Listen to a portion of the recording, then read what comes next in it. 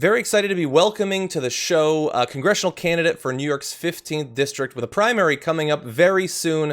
Samelys López, welcome to the show. Thank you so much for having me. And I want to give a shout out to the Young Turks. Thank you. We need to continue to support independent media because you all make such a huge difference in giving candidates like me a platform. So thank you so much for having me on your show. I really do appreciate that, and especially considering the state of the country and some of the political developments recently, we all here on camera and our audience are looking for good candidates to support. So I'm trying to put as much time as possible while these primaries are going on into introducing them to candidates. And so I want to give you an opportunity to talk a little bit about why you decided to run, what you're bringing to the run, and all of that. I know that generally we have a lot of total political outsiders running, usually in contentious primaries, but your launch into this race is actually a little bit different, right? Right. So I'm running in an open seat. So I'm running in the 15th congressional district of the South Bronx, the Boogie Down, and it's known as the poorest urban congressional district in the country. My name is Samelys López. I was born in Bayamón, Puerto Rico. My mother is an Afro-Dominican woman from the Dominican Republic. She was born in the Wedge, and she was raised in Barahona. She came here to work as a seamstress to make ends meet, and her experience working in sweatshops is very similar to what a lot of people in the district currently go through. So this is a district that I'm running to represent, and it's the honor of my life. I love this community. Hip hop came out of this community. Salsa came out of this community, and it has so many amazing things to offer to the world. So I want to represent it with pride, and it's an honor of my life to be in this campaign. But yes, it is an open seat, and there's about 14 other candidates running in this race as well. A bunch of elected officials that are corporate Democrats taking huge sums of money from real estate developers, corporate PACs, pharmaceutical monies, pushing jail building in the community. So our campaign is fueled by the grassroots.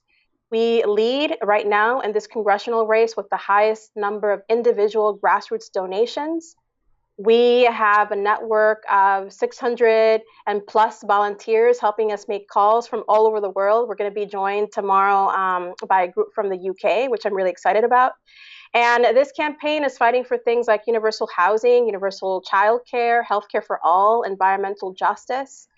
And we're rejecting real estate developer money, corporate PAC money, pharmaceutical money to finance our campaign because we recognize that you have to reject that kind of funding if you're going to be a true fierce advocate in Washington.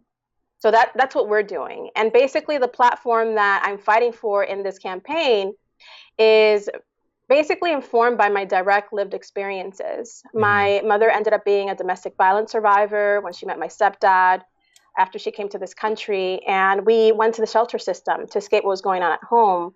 And because of that, I have always been attracted to social service, social justice, community organizing, and I've centered directly impacted people in everything that I've ever done in my life. And because of my early experiences living in the shelter system, I dedicated 10 years of my professional life to building housing here in the community to prevent other children and families from ending up in that situation.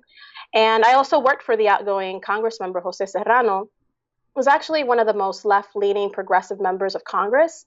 So it would be a shame for this seat to go to the hands of corporate Democrats that will take the district a couple of steps back in terms of grassroots progressive leadership.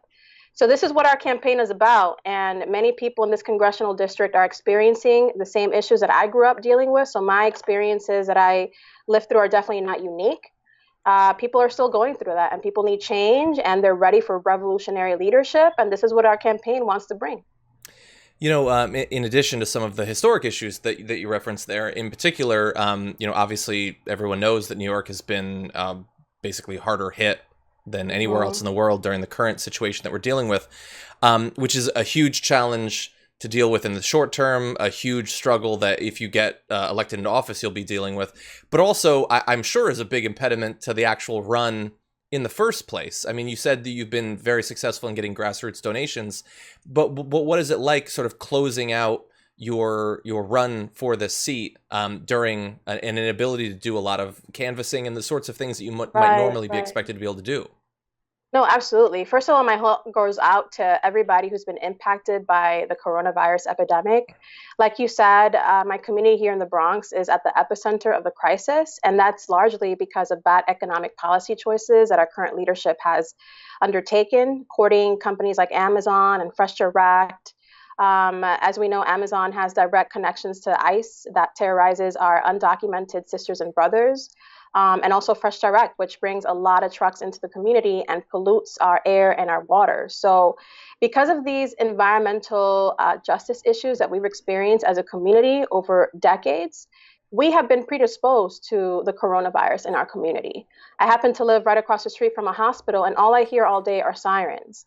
Mm-hmm. And the way that this crisis was handled by the state leadership here, Governor Cuomo, Mayor de Blasio, they didn't put science first.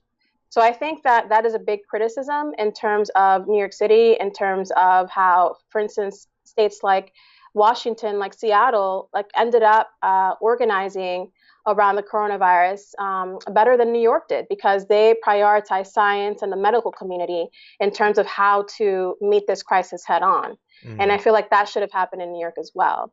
But yeah, no, it's definitely a challenging situation. Fortunately, when I entered the race back in September 2019, I took door knocking very, very seriously. And we have been door knocking pretty much like every day since we entered the race. And unfortunately, when the coronavirus epidemic hit back in like late February, March, obviously we had to change course because we had to put the public health first.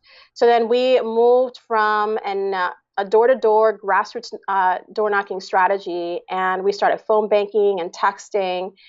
And in many ways, it's proven to be very good because we are getting support and volunteers from all over the world. Whereas before they would have had to get on a plane, right, to help us door knock and, spend money out of pocket.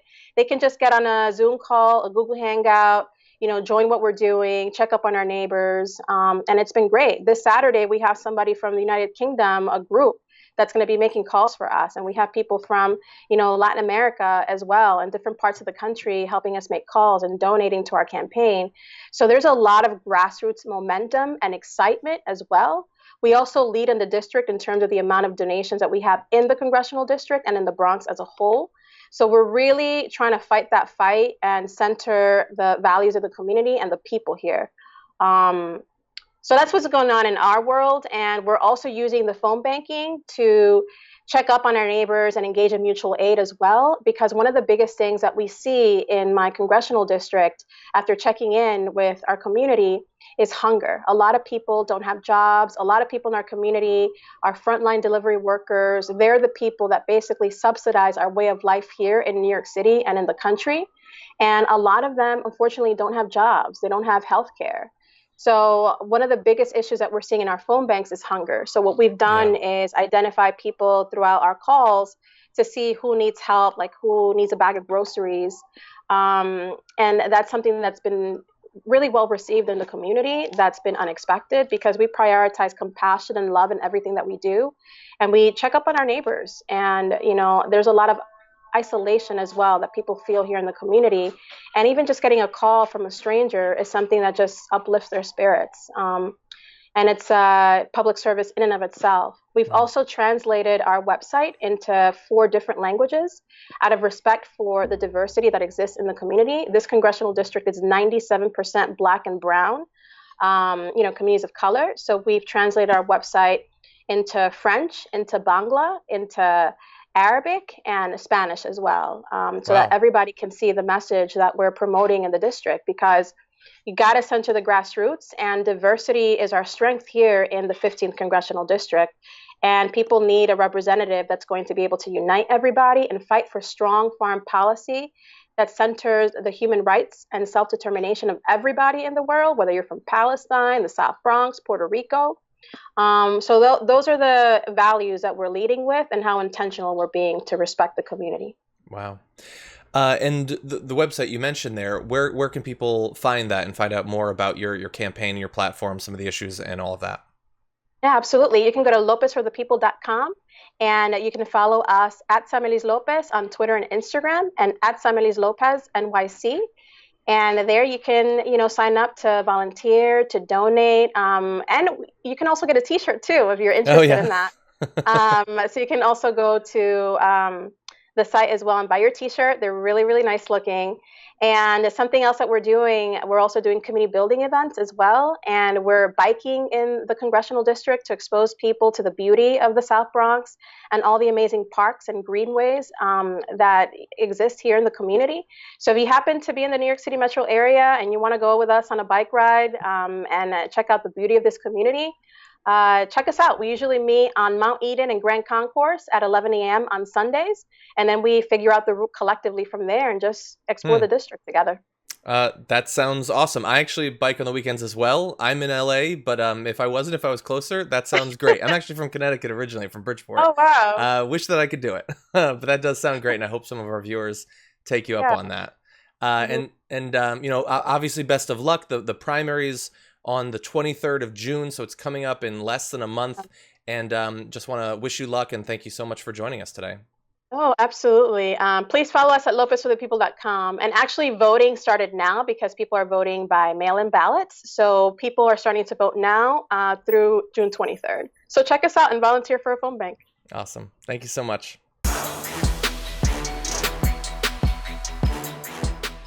Check out the Damage Report podcast each day, wherever you get your podcasts, whether Pocket Casts or Stitcher or iTunes. You can join me as I give you the news and stories you want, with a range of co-hosts and interview guests jumping in on the fun each day. Again, that's the Damage Report, wherever you get your podcasts. And if you get them at iTunes, don't forget to rate and review. Sometimes I'll read them live on the show.